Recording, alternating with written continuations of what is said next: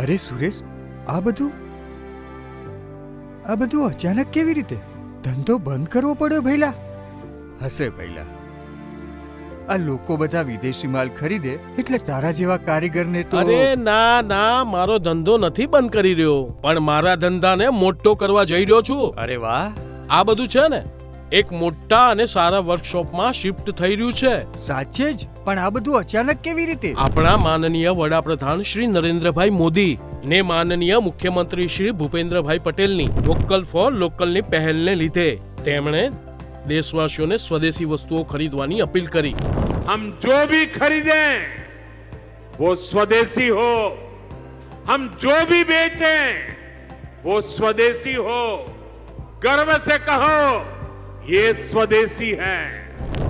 લોકો મોંઘી વિદેશી વસ્તુઓ છોડીને આપણા કારીગરોની હાથ મહેનતની સ્વદેશી વસ્તુઓ ખરીદી રહ્યા છે.